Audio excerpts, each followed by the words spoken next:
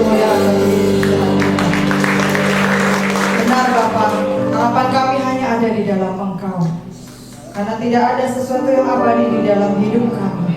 Tidak ada sesuatu yang abadi di dalam dunia ini.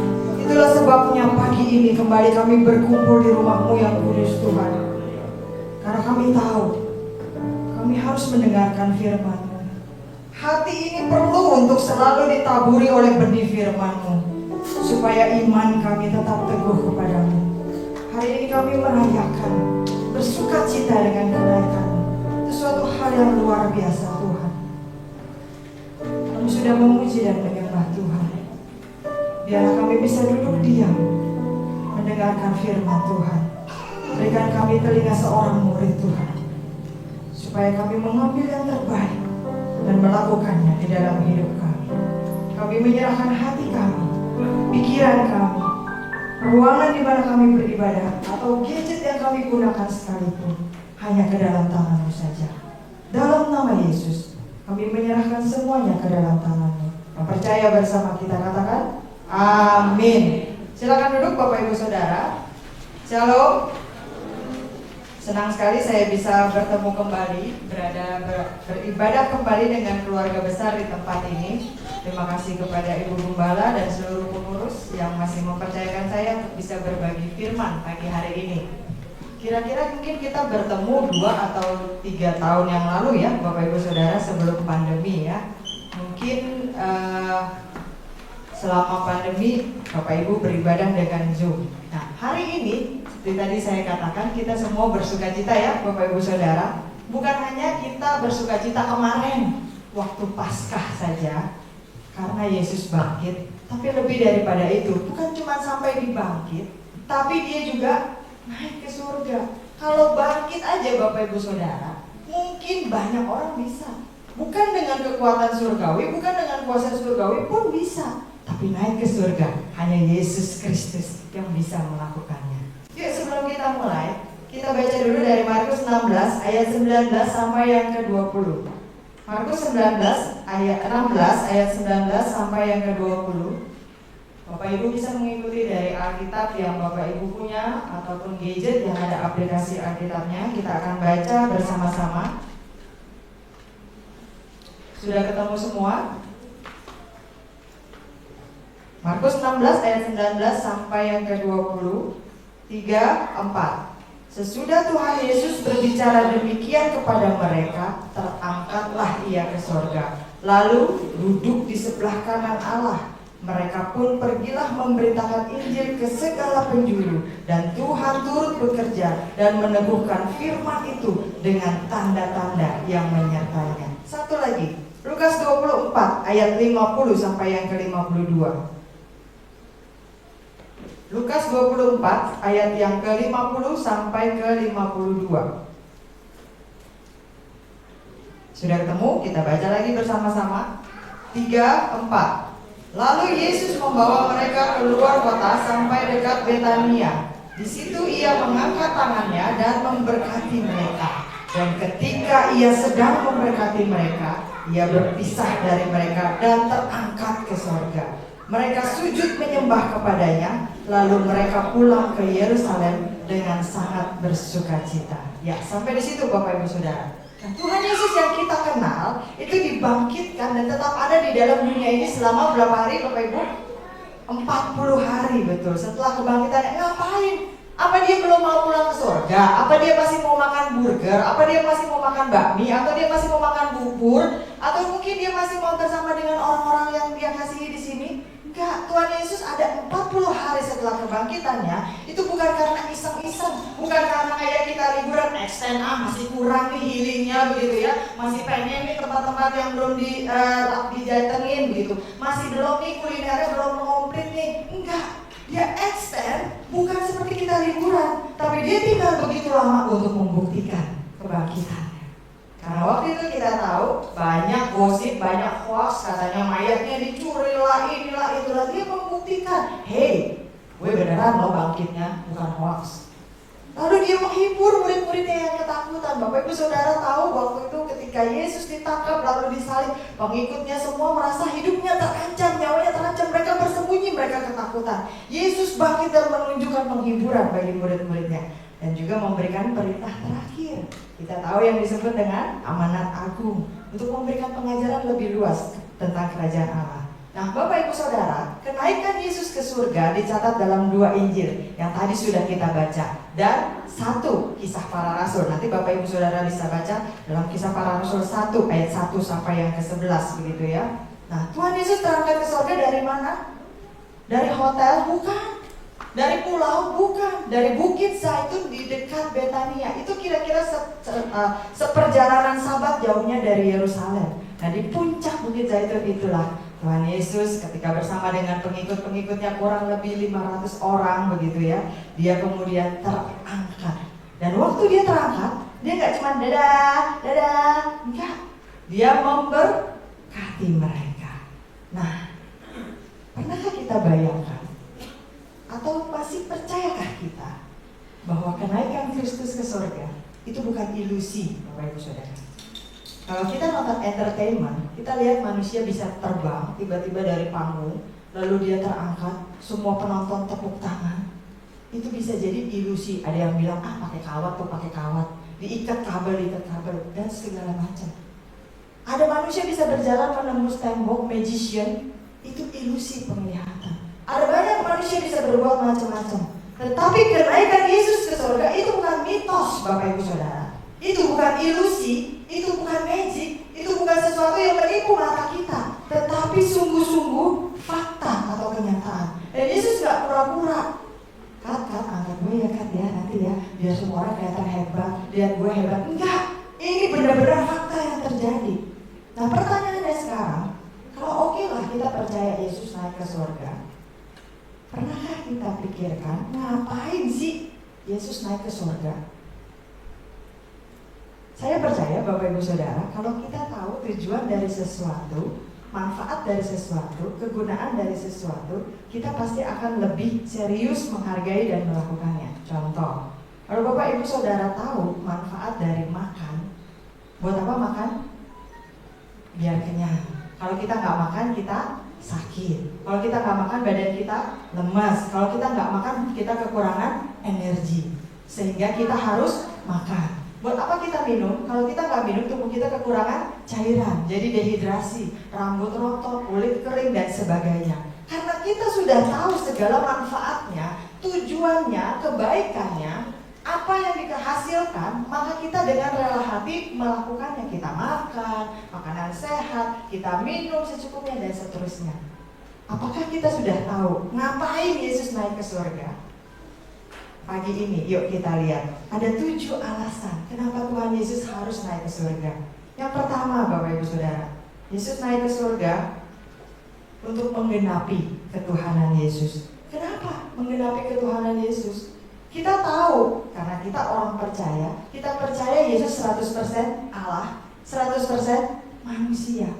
Tapi orang-orang yang belum percaya, mereka cuma melihat Yesus itu adalah manusia. Contohnya saja ketika Yesus berada di Nazaret, Yesus tidak bisa melakukan mukjizat apa-apa karena orang-orang di sana tidak percaya. Mereka cuma lihat, lah itu kan Yesus, anaknya si Yusuf yang dulu masih ingusan tuh kan. Nah itu kan tetangga gue, masa sekarang jadi Tuhan. Nah itu kan dulu gue tahu tuh waktu kecilnya tuh. Itu kan, nah mereka tidak percaya bahwa Yesus adalah sungguh-sungguh Tuhan.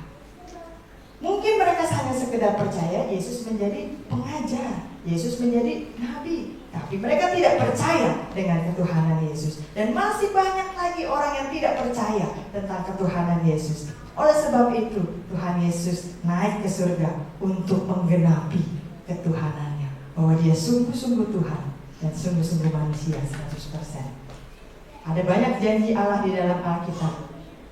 Kalau kita tahu Bapak Ibu Saudara, dia berjanji ini itu, orang bilang ada 33.000 janji di dalam Alkitab. Ada lagi yang bilang ada 1.260 janji di dalam Alkitab. Ada lagi yang bilang lebih daripada itu. Bapak Ibu Saudara, kita nggak usah hafalin janjinya. Kita nggak perlu ngitungin janjinya. Karena kalau kita hafalin 1 sampai 10, 11, 12, lupa lagi. Yang perlu kita lakukan, kita percaya, kita yakin setiap janjinya pasti akan dia genapi.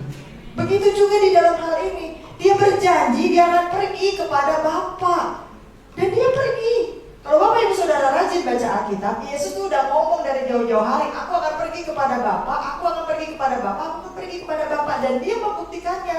Yesus bukan Tuhan yang omdo, Bapak Ibu Saudara. Yesus bukan Tuhan yang bluffing, hanya menggertak saja, tidak. Yesus bukan Tuhan yang asal ngomong aja biar kelihatan hebat, tidak. Tetapi dia membuktikan apa yang dia ucapkan. Dia benar-benar naik ke surga, dan dia berjanji suatu hari akan turun ke dalam dunia lagi. Nah sekarang janjinya untuk naik ke surga sudah dia tepati. Seharusnya iman kita lebih dibangkitkan. Seharusnya kita lebih percaya bahwa suatu hari nanti dia juga akan kembali lagi. Amin Bapak Ibu Saudara. Kalau satu persatu janjinya dia genapi, maka semuanya juga pasti akan dia genapi. Nah kenaikan Yesus membuktikan dia benar-benar Tuhan. Sekali lagi saya katakan, ada banyak orang yang lahir, betul. Ada banyak orang yang mati, betul. Ada banyak orang yang bahkan bangkit, bisa. Tapi hanya Yesus Kristus yang naik ke surga. Dan ini membuktikan surga itu rumahnya Tuhan. Hanya Tuhan yang naik ke surga. Pulang. Dalam Filipi 2 ayat 9 sampai yang ke-11, Rasul Paulus menuliskan, itulah sebabnya Allah sangat meninggikan dia dan mengaruniakan kepadanya nama di atas segala nama, supaya dalam nama Yesus bertekuk lutut segala yang ada di langit dan yang ada di atas bumi dan yang ada di bawah bumi, dan segala lidah mengaku Yesus Kristus adalah Tuhan, bagi kemuliaan Allah Bapa. Ini tujuannya, supaya semua orang percaya, oh iya ya, Yesus beneran Tuhan ya. Seperti kepala pasukan Romawi yang ketika dia menombak lambung Yesus dan terjadi sesuatu dan dia percaya ini benar-benar anak Allah. Lebih banyak lagi orang yang akan dipercaya, lebih banyak lagi orang yang akan diyakinkan bahwa Yesus benar-benar Tuhan ketika dia naik ke surga. Yang pertama, ngapain Yesus naik ke surga? Tujuannya membuktikan bahwa dia benar-benar Tuhan. Yang kedua, Bapak Ibu Saudara, Tuhan Yesus naik ke surga menjadikan dia juru syafaat kita. Pemazmur menulis nubuatannya di dalam Mazmur 24 ayat 7 dan 9. Angkatlah kepalamu hai pintu-pintu gerbang, dan terangkatlah kamu hai pintu-pintu yang berabad-abad, supaya masuk Raja kemuliaan. Nah ketika Yesus naik ke surga, Bapak Ibu Saudara, Raja yang mulia itu menggenapi nubuatan dari Mazmur ini. Dia naik ke surga, duduk di sebelah kanan Allah Bapa. Sehingga dalam 1 Petrus 3 ayat yang ke-22 dikatakan, yang duduk di sebelah kanan Allah setelah ia naik ke surga sesudah segala malaikat. Untuk apa? Untuk menjadi perantara kita, juru syafaat kita, berdoa bagi kita, mewakili kita, membela kita, berada di sisi kita. Ibrani 7 ayat 25 berkata, karena itu ia sanggup juga menyelamatkan dengan sempurna semua orang yang oleh dia datang kepada Allah, sebab ia hidup senantiasa untuk menjadi pengantara mereka. Ini tujuan yang kedua. Jadi Yesus tuh di surga nggak ongkang-ongkang kaki, iseng-iseng, liburan di sana, santai-santai, tidak. Dia menjadi juru syafaat kita. Dia berada di sisi kita, membela kita, berdoa bagi kita, supaya iman kita tetap kuat selama kita ada di dunia ini. Yang ketiga, Bapak Ibu Saudara, ngapain sih Yesus itu naik ke surga? Karena ketika Yesus naik, Roh Kudus turun. Kenapa Roh Kudus harus turun? Itu kan pertanyaannya. Kenapa nggak Yesus aja di sini? Enak dong, bisa lihat, bisa melakukan mujizat, kita berdoa bisa langsung ngomong sama dia, Tuhan tolong dong begini-begini. Yesus melakukan mujizat, yang buta langsung diceritakan. Kenapa harus ada Roh Kudus? Kita nggak bisa lihat Roh Kudus, kita nggak kenal Roh Kudus, kita nggak tahu siapa dia. Yang kita tahu adalah Yesus. Yesus naik ke surga, turun Roh Kudus. Kenapa? Pulangnya Tuhan Yesus ke surga bukan berarti dia egois, Bapak Ibu Saudara. Bukan berarti, oke ya, tugas sudah selesai ya, kontrak udah selesai, semua udah selesai, oke bye-bye. Lalu dia cuekin kita sendirian di dunia ini. Enggak. Ya hidup-hiduplah, ya mati-matilah, percaya-percayalah, beriman-berimanlah. Enggak. Yesus bukan Allah yang seperti itu. Yesus bukan Tuhan yang egois seperti itu. Dia tidak pernah meninggalkan umatnya bergumul sendirian. Sekalipun mungkin kita merasa sendirian, tapi percayalah, Tuhan Yesus selalu mendampingi kita. Masih tahu lagunya? Tuhan Yesus setia Terus banyak sahabat yang ninggalin kita ya. Benar apa betul? Nggak usah curcol, lanjut firman-Nya. Banyak. Tapi Tuhan Yesus sahabat yang setia dalam susah.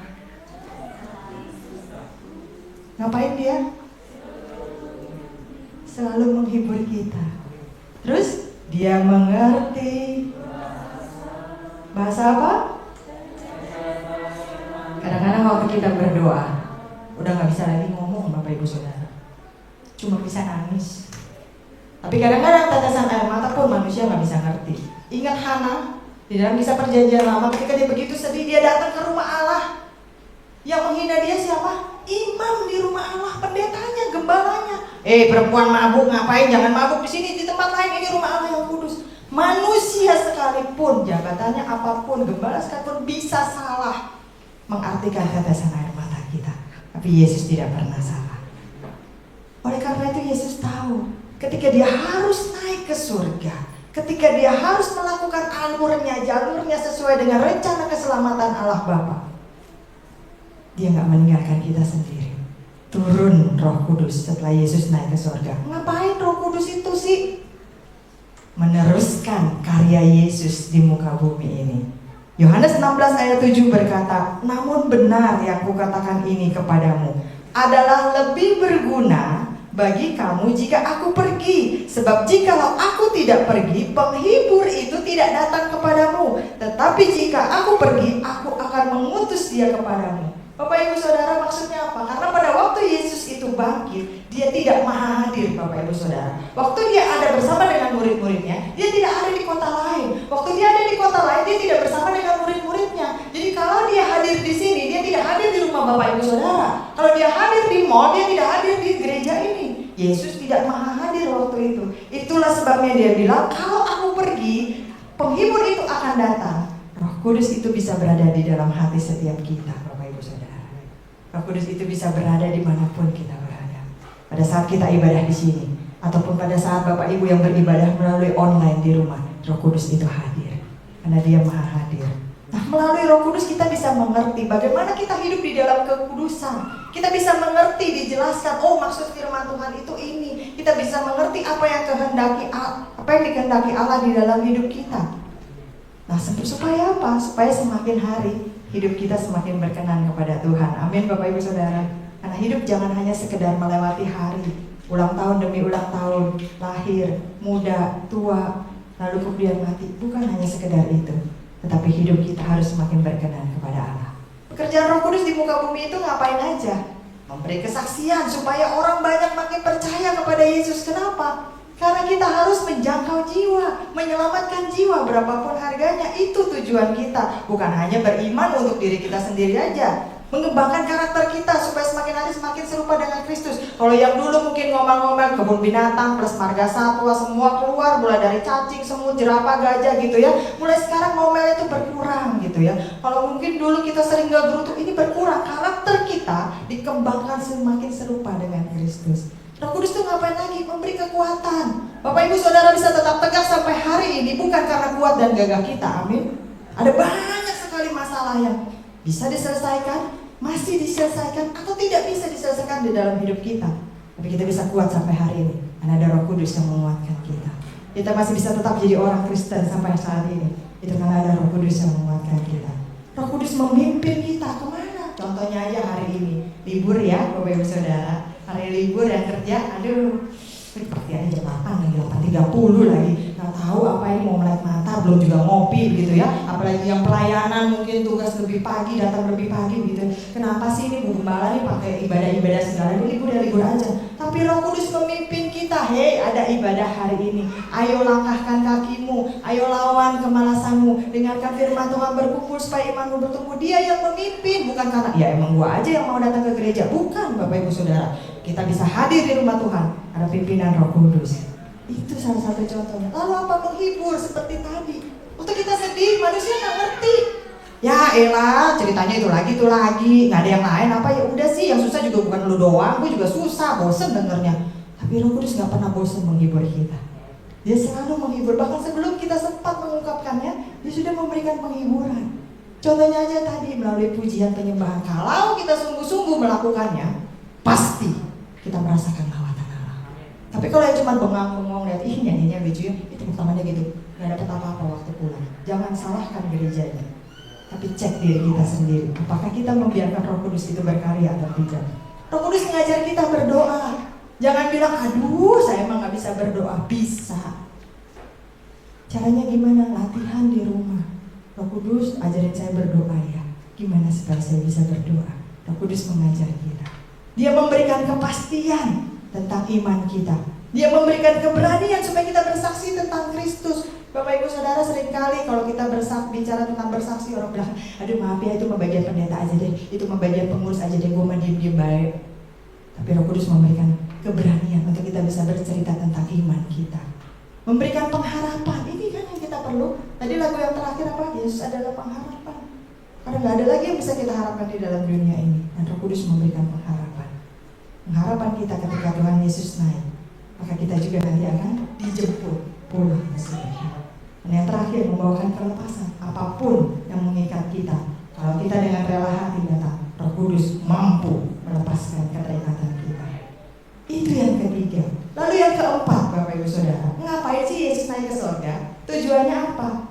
Kenaikan Tuhan Yesus untuk memperlengkapi para saksi. Kalau saya katakan di sini memperlengkapi, artinya menambahkan. Saksinya udah ada belum? Udah.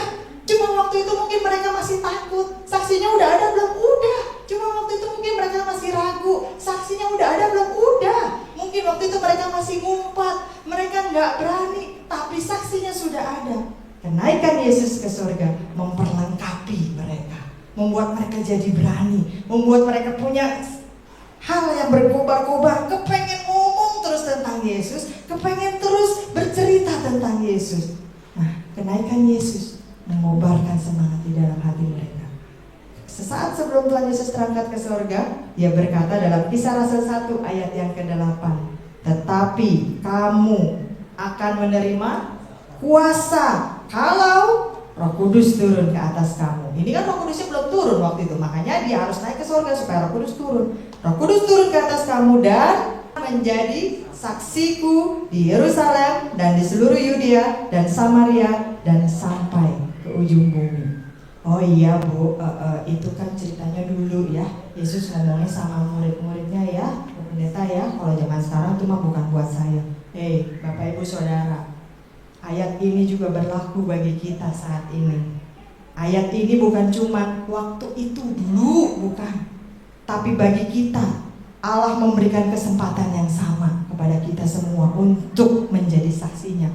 Aduh, hidup saya hancur, hidup saya gagal, hidup saya kelam, masa lalu saya begitu buruk, jelek, gak mungkin deh saya menjadi saksi Kristus. Jangan punya pikiran seperti itu.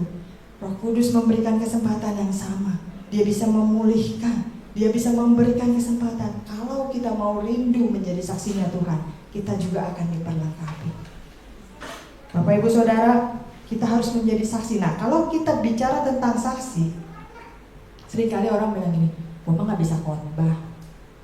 Padahal sebenarnya bersaksi itu adalah bercerita tentang apa yang kita alami. Pernah lihat para saksi di pengadilan? Kenapa mereka bisa jadi saksi? Karena mereka melihat, hadir, atau tahu tentang kejadian tersebut. Bagaimana posisi Bapak pada saat dilakukan penusukan terhadap istri Bapak? Oh, saya lagi tidur di kamar. Nah, karena dia ada di situ misalnya kan. Bagaimana ketika mobil Bapak di demo oleh massa? Oh, saya ada di dalam mobil. Nah, itu karena dia ada di situ. Bagaimana kita bisa bersaksi kepada orang lain ketika kita mengalami Tuhan di dalam hidup kita? Pertanyaannya sekarang bukan bagaimana kita bisa atau tidak bersaksi. Pertanyaannya sekarang, apakah kita sudah mengalami Tuhan di dalam hidup kita? Punya nggak pengalaman pribadi bersama dengan Tuhan untuk diceritakan kepada orang lain? Kalau kita tidak punya pengalaman pribadi, apa yang mau kita ceritakan? Saya berikan contoh yang sederhana. Bapak Ibu yang suka nonton film yang terbaru apa dari Marvel? ayat Alkitab tadi kebaktian apa? Nggak tahu dah, gue lupa. Udah dipulangin sama pendetanya biar dikhotbahin di gereja lain. Yang gue ingat mah tadi ditanya film apa, gue jawabnya kenceng banget, Doctor Strange. Ayat Alkitab lupa, judul film nggak pernah lupa. Bapak Ibu Saudara udah nonton? Yang udah nonton? Gue jawab enggak ya? Ntar kalau dibilang udah nonton katanya gue nggak rohani. Kalau gue jawab belum nonton katanya gue nggak gaul gitu. Gue diem aja dah, jebakan Batman nih kayaknya. Oke, nonton nggak masalah. Yang saya mau tanya, ketika kita sudah menonton sebuah film, bisa nggak kita cerita tentang film itu? Bisa ya? Drakor, 20 episode diceritain semua lebih panjang dari khotbahnya. Khotbahnya 15 menit, aduh udah gue lupa lah tadi apaan tuh nggak tahu. Drakor 20 episode, inget sampai ke detil-detilnya. Itu tadi tuh ya, yang cowoknya lagi ngumpil, terus ceweknya cuekin gitu kan. Itu sampai begitunya, detil-detilnya bisa hafal. Alkitab lupa dah gue ada, pokoknya ceritanya kurang lebih beginilah, kurang lebih doang. Kita bisa cerita tentang sebuah film karena kita menonton film tersebut. Kita menjadi saksi, kita melihat, menikmati, dan setiap alur dari film tersebut. Sehingga ketika kita selesai nonton, kita bisa cerita, lu mesti nonton lu drakor yang judulnya ini, lu belum nonton, gak kau lu ketinggalan. Ini udah seru banget lu, bisa nangis, ketawa, stres lama-lama gitu kan. Lalu kenapa kita tidak bisa bercerita tentang Kristus? Seperti kita bercerita tentang kisah Doctor Strange. Udah nonton yang pertama belum? Belum ya, aduh mesti nonton dulu yang pertama begini. Padahal udah sekian tahun yang lalu masih bisa diingat tuh kisahnya detil. Mungkin kita tidak bisa bercerita tentang Kristus karena kita tidak punya pengalaman bersama dengan Kristus. Padahal Bapak Ibu Saudara, pengalaman bersama dengan Kristus itu bisa kita temukan di dalam hidup kita sehari-hari. Waktu orang lain cerita, anak gua mah sekolahnya aduh capek hati, nakal banget dah, suruh kerjain PR dia main game, disuruh makan dia main game, disuruh mandi dia main game, pokoknya tuh handphone gak lepas-lepas dari tangan. Tanggapan kita gimana? Oh sama, anak saya lebih lagi, lebih parah. Kita adu-aduan susahnya. Waktu orang lain cerita, aduh mas saya lagi sakit nih, udah 2 minggu belum sembuh-sembuh. Lu mah cuman mah doang, gua sakit kepala, pilek, sinus, segala sampai rematik ke ujung kaki gitu ya. Kita adu-aduan. Padahal disitulah kesempatan kita untuk menjadi saksinya Tuhan. Iya ya, gua juga sakit, namanya udah umur segini ya, kerja rumah tangga tiap hari, kerja kantoran juga, urus anak, suami segala macam. Tapi untung ya kalau malam gue lagi sakit, udahlah berdoa. Untung ya kita punya Tuhan yang hidup. Jadi kalau kita berdoa, Yesus tabib di atas segala tabib, dokter di atas segala dokter, gue tumpang tangan aja deh, sembuh loh. Bisa gak kita bersaksi seperti itu? Gak bisa, karena kita gak percaya. Masa sih Tuhan Yesus bisa sembuhin? Itu nanti yang tumpang tangan kalau si pendeta XYZ baru, kalau kita mah enggak. Bapak Ibu Saudara, kalau kita tidak punya pengalaman bersama dengan Tuhan, kita tidak mungkin bisa bercerita tentang Tuhan. Oleh sebab itu kita harus punya pengalaman bersama dengan Tuhan. Caranya gimana? Temukan di dalam keseharian kita, di dalam hal-hal sederhana kita. Waktu tadi kita mau datang ke sini, mungkin kita kepleset, mau nyong begitu ya. Jangan bilang mau nyong. Untung ya, gue jago pegangan gesit. Bukan. Bisa gak kita bilang terima kasih ya Tuhan, ada malaikat yang menjaga saya? Lupa. Karena itu hanya hal kecil. Padahal kenaikan Tuhan Yesus itu memperlengkapi para saksi. Bukan untuk hal-hal yang fenomenal saja, tetapi juga untuk hal-hal yang kecil. Bukan hanya untuk para murid di zaman dulu saja, tetapi juga untuk kita yang hidup di zaman sekarang. Kita bisa menjadi saksinya Tuhan. Pertanyaannya bukan bisa atau tidak. Karena kenaikan Tuhan memperlengkapi. Pertanyaannya, mau atau tidak? Kalau kita nggak mau diperlengkapi bagaimanapun, nggak bisa jalan Bapak Ibu Saudara. Tapi kalau kita mau, kita semangat, dengan apa adanya kita bisa jalan maju. Kenaikan Yesus bukan iseng-iseng ke surga, yang memperlengkapi kita menjadi saksi-saksinya. dimanapun kita berada, dengan apapun yang kita lakukan. Amin. Yang kelima, kenaikan Yesus merupakan berkat, pujian, dan sukacita. Seringkali orang bilang begini, atau mungkin perasaan para murid kalau saya bayangkan pada waktu itu, ya gurunya naik ke sorga, ya siapa lagi nih yang menjadi panutan kita. Kadang-kadang kan begitu ya, kita berpikir, ya nanti ganti nih, bukan dia lagi pemimpinnya, siapa dong nanti ya. Nah, pada saat itu saya membayangkan, wah, murid-murid juga berpikir, aduh, berpisah dengan guru mereka. Ini Yesus sudah membuktikan loh dia bangkit, lagi senang-senangnya, tapi kok cuma sebentar 40 hari, ditinggal. Terus nanti kita gimana? Tapi tadi udah kita baca, sambil naik ke surga, Yesus mengangkat tangannya, bukannya dada-dada, tapi Yesus mengangkat tangannya dan memberkati mereka. Orang terima berkat senang apa sedih? Terima berkat senang apa sedih? Ada yang mau terima berkat di sini? Wah, yang amin cuma yang depan doang. Berarti yang belakang nggak mau terima berkat. Udahlah Bu, saya nasi kotak aja cukup begitu ya. Bapak Ibu Saudara, kalau kita terima berkat Tuhan, hati kita pasti rasa senang. Terima nasi kotak aja udah senang. Terima kotak isi kue-kue aja udah senang. Lebih daripada itu, saya dikasih aqua segelas aja udah senang.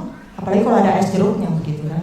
Nah, apalagi kalau itu berkatnya langsung dari Tuhan, pasti kita senang. Dan waktu kita senang itu menimbulkan sukacita surgawi di dalam diri kita, karena berkatnya juga berkat surgawi. Waktu ada sukacita, apa yang orang Kristen lakukan? Melakukan pujian bagi Tuhan. Jadi ketika Yesus naik ke surga, dia memberkati kita, menimbulkan sukacita, dan kita memuji Allah. Dari Allah bagi kita, kita kembalikan kemuliaan bagi Dia. Nah, kenyataan bahwa kita memiliki Yesus yang bangkit, naik ke surga, duduk di sebelah kanan Allah, seharusnya itu juga menimbulkan sukacita dan membuat kita makin sering memuji Tuhan, bukan sebaliknya, Bapak Ibu Saudara. Amin. Yang keenam, kenaikan Yesus memastikan bahwa dia pasti datang kembali.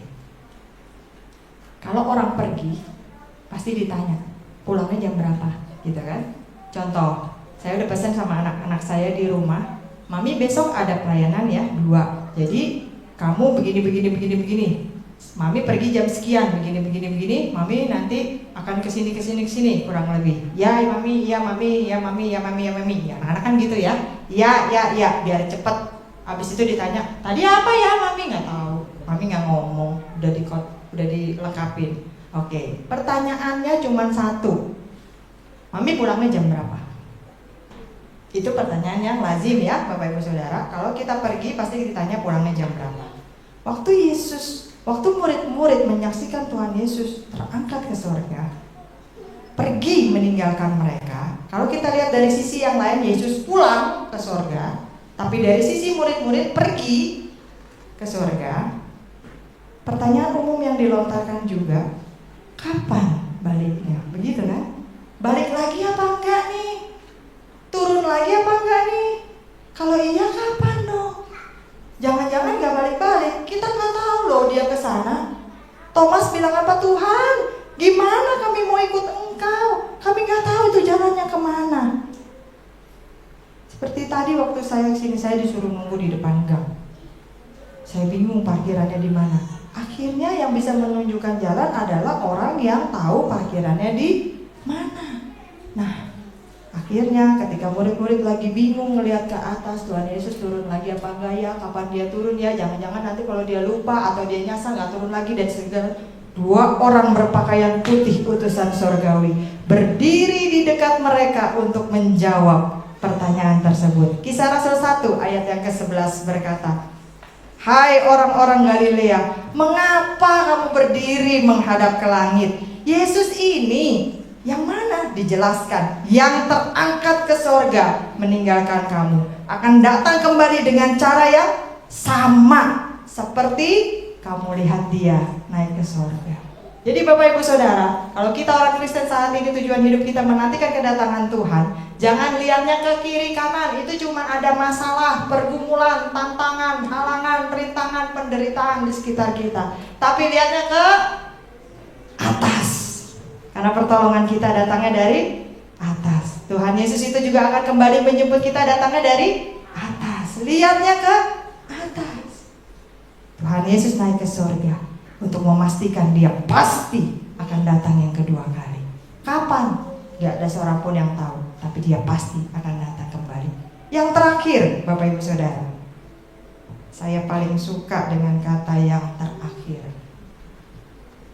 karena di mana-mana yang terakhir ini dua kata ajaib bisa menimbulkan mujizat, Bapak Ibu Saudara.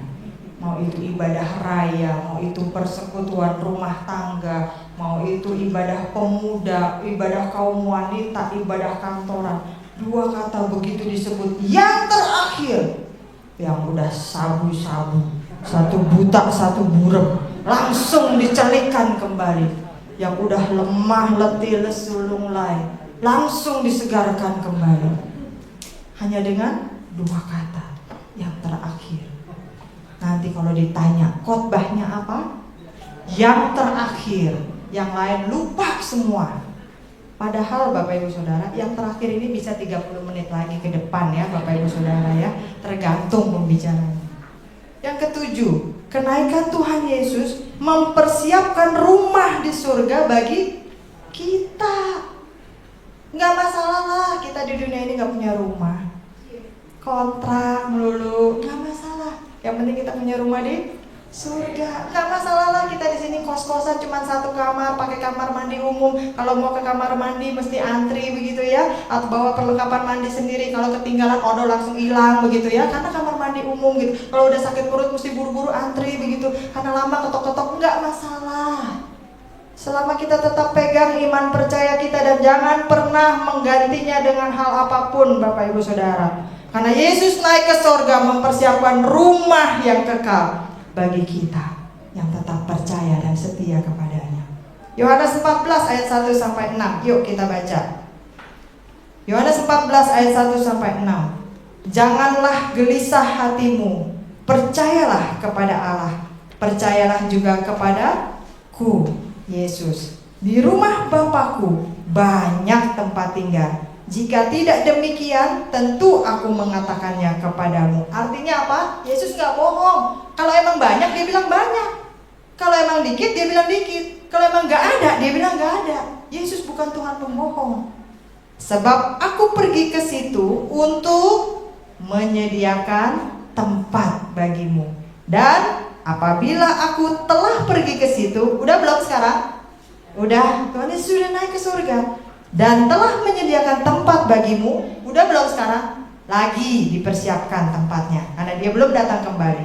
Aku akan datang kembali dan ini yang paling penting, membawa kamu ke tempatku, supaya di mana aku berada, kamu pun berada. Di mana dia?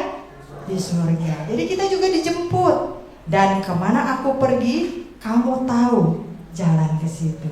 Nah ini bagian si Thomas nanya, Tuhan, kami nggak tahu kemana engkau pergi. Jadi bagaimana kami bisa tahu jalan ke situ? Lalu Yesus bilang apa?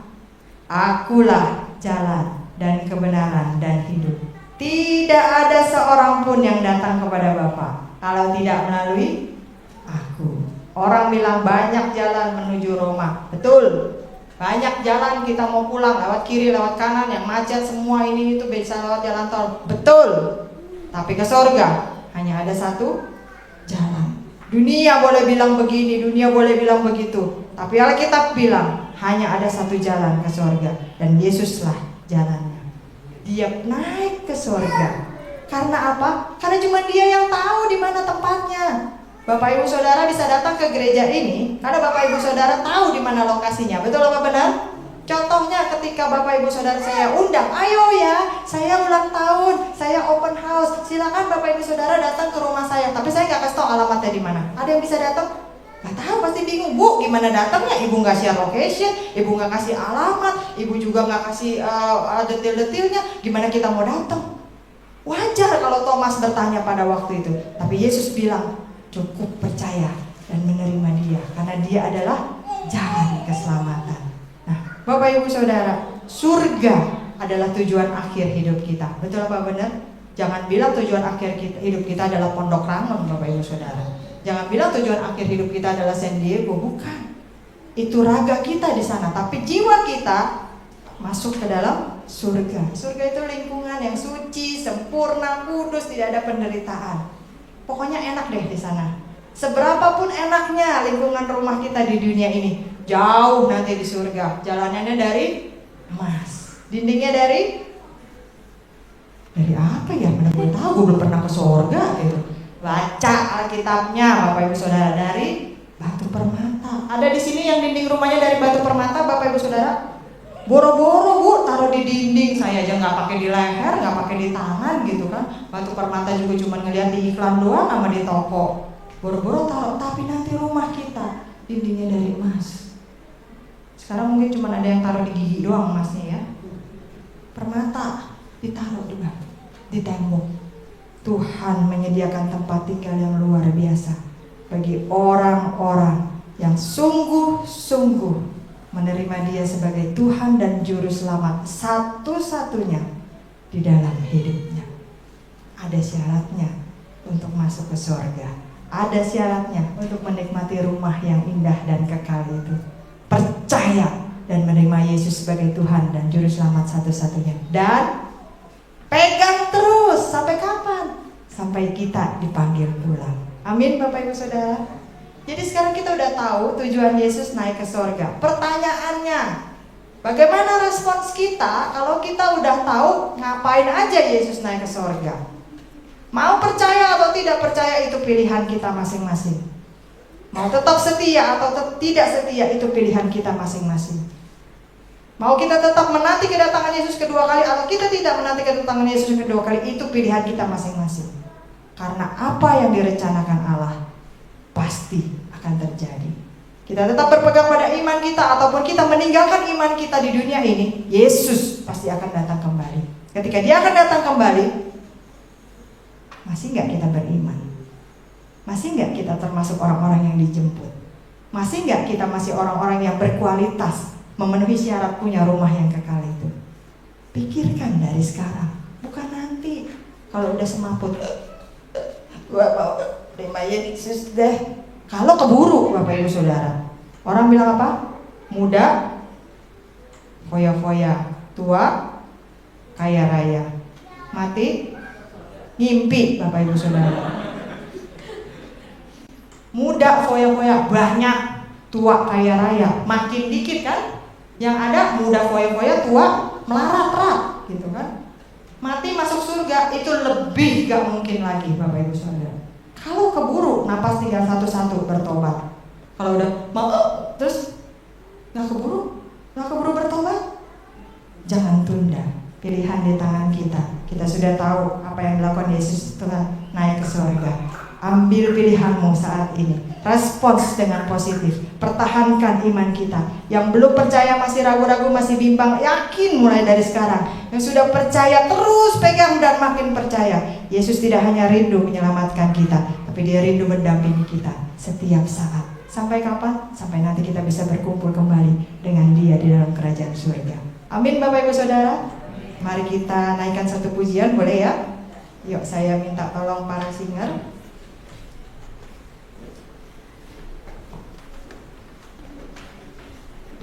Kita naikkan pujian yang tadi sebelum firman Tuhan. Yuk Bapak Ibu, kita sama-sama berdiri ya.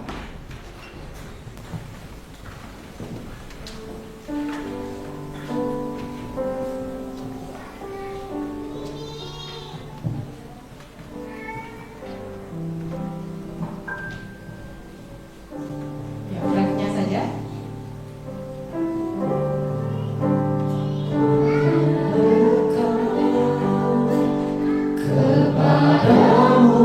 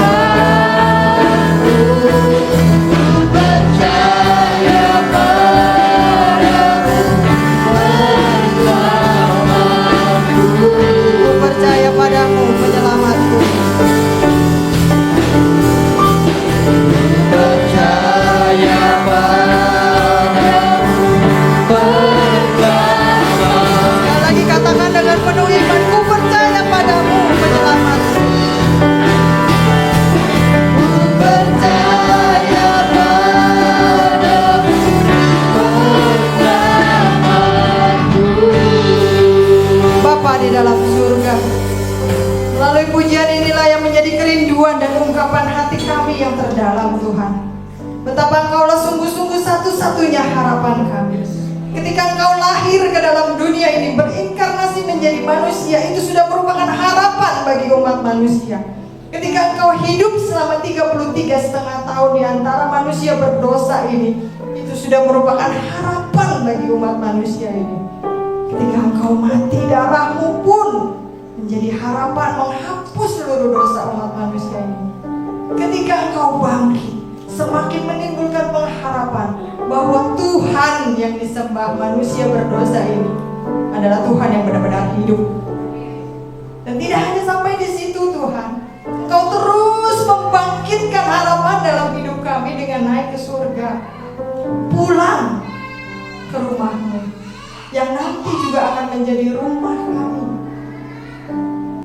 Ketika kami mendengar kata pulang, menimbulkan suatu rasa damai sejahtera di dalam hidup kami, membangkitkan sebuah harapan yang berkobar di dalam hidup kami, bahwa penderitaan, masalah, tantangan, pergumulan, sakit penyakit, penindasan, kekejaman, ketidakadilan, apapun yang kami alami di dalam dunia ini, itu sifatnya hanya sementara. Pada suatu hari nanti, ketika Tuhan Yesus kembali, kami dijemput pulang ke surga yang kekal, ke rumah yang sudah disediakan bagi kami. Sekarang kami tahu, Tuhan, bahwa Engkau meninggalkan kami tidak yatim piatu.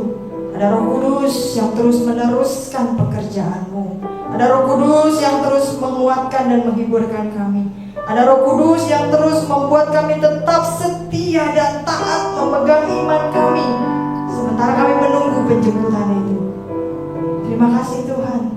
Pagi ini kami kembali dikuatkan, kami kembali dihiburkan, kami kembali diingatkan, kami kembali diteguhkan, Tuhan, bahwa Engkau tidak pernah meninggalkan kami sendiri, bahwa Engkau pasti akan kembali menjemput kami. Karena Engkau rindu di mana Engkau berada, kami juga berada. Engkau rindu selalu bersama-sama dengan kami. Ampuni kami, Tuhan. Mungkin selama ini kami pernah meragukan Tuhan. Katanya Yesus datang mana sampai gue tua begini dari gue lahir, gak datang-datang. Dari zaman dulu dibilang mau datang, gak datang-datang. Ampuni kami, Tuhan, kalau kami sempat meragukan Engkau.